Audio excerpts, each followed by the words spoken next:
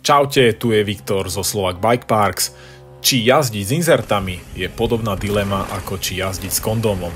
S ochranou navyše môžeme jazdiť v neprebádaných lesoch, bezhlavo a s väčšou istotou sa pustíš aj do rock gardenov, gapov a dier a pokým domov neprídeš s defektom, nikto sa ani nemusí dozvedieť, že si vôbec niekde bol. Hlavne Nikola. Tých výhod je viac a nájdeš ich rozpísané pri každom produkte a značke a väčšinou sú totožné. Majú však aj obrátenú stránku mince. Cena za kus peny je často podobná cenám nových plášťov alebo hliníkových hráfikov. Čo nám však ešte viac vytlačí slzu von, a to myslím tu z oka, je životnosť inzertov. Tie lacnejšie som videl rozsekané za jeden víkend na Maline. Ale zase kaškór sa len tak pochovať nedá. Životná žila nám však navre na čele až pri inštalácii, hlavne tých inzertov, ktoré sa na ráfik naťahujú. 90% bežných zákazníkov, ktorí nemajú odservisované desiatky kolies, to tam jednoducho nedokáže nahodiť bez špeciálneho náradia. Ešte väčší zážitok ako prvý palec v prdeli je demontáž inzertu a to odporúčam každému si tým prejsť, ideálne na rodinnej oslave pred všetkými, aby videli, aké monštrum v nás drieme. Gramári si po nociach tiež poplačú, nakoľko sa jedná o rotujúcu hmotnosť, ktorá sa znásobuje. Kaškor Pro 29-kový váži 260 gramov. A čo je ešte horšie, niektoré inzerty vedia nasávať tmel ako Nikola na svadbe najlepšej kamarátky. A to tlačí tú hmotnosť do absurdných hodnôt. Zámerne som používal v príkladoch kaškor, pretože on sa používa ako benchmark, vo svetovom meritku je najpoužívanejší, s najlepšou ochranou, ale zároveň najdrahší, najťažší a s najkomplikovanejšou montážou a demontážou. Nedá mi však nespomenúť slovenského výrobcu MTB Rival, ktorý sa teší veľkej popularite, najmä rejsovo orientovaných jazdcov u nás aj u českých bratov.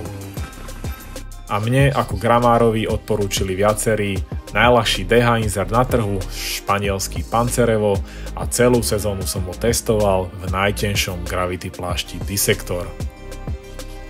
Pancer je známy svojou jednoduchou inštaláciou, nepotrebujeme špeciálne ventilky a v balení máme aj ich mlieko a výrobca odporúča použiť celých 125 ml. Teória obúvania insertov je vždy rovnaká a spočíva v zasunutí pätiek pod inzert. Rozdiel je len v tom, že niektoré značky spravíš za 5 minút a niektoré za 50 alebo nikdy.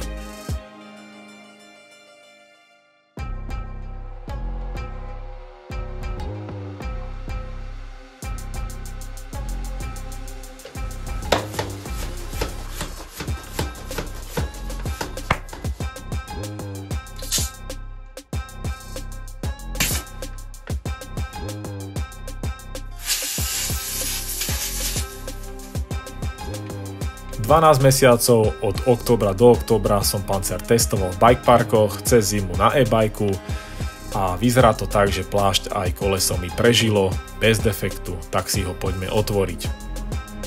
Vypustíme vzduch, ak to teda nie je upchaté ako hajzle na lyžiarskom.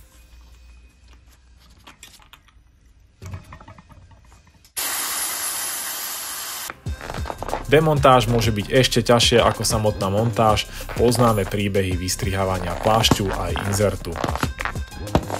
Na Panceri zhodenie pätky je jednoduchšie.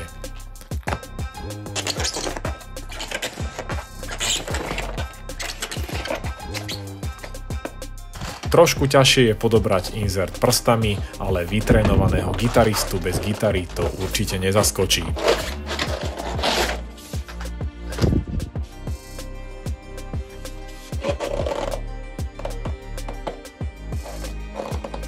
Inzert vyzerá prekvapujúco celkom bez poškodení.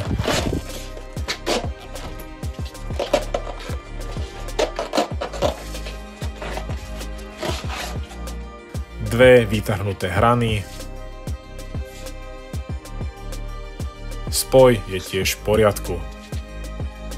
No ale deci mlieka je fuč, čo je po sezóne bežné, ale pre istotu si to odvážime, či si inzert nepοχlastal. Samozrejme pár gramov navyše tam bude, keďže insert sa tmelom potrebuje obaliť. 30 gramový nárast je dobrý výsledok. Čo na záver? Prehadzoval som si aj kolesá s inými insertami na porovnanie, skúšal som rôzne tlaky až po 1,2 baru, ale na segmentoch som bol nielen citeľne, ale aj papierovo pomalší, tak som sa vrátil s mojimi 80 kg na 1,7 vpredu a 1,9 vzadu a pri týchto tlakoch jediný rozdiel, ktorý bol cítiť, bola hmotnosť insertov. Väčšina zahraničných testov a recenzií ukazuje, že čím je insert ťažší, tým je ochrana lepšia, ale u mňa obstal aj ľahučký pancer na výbornú.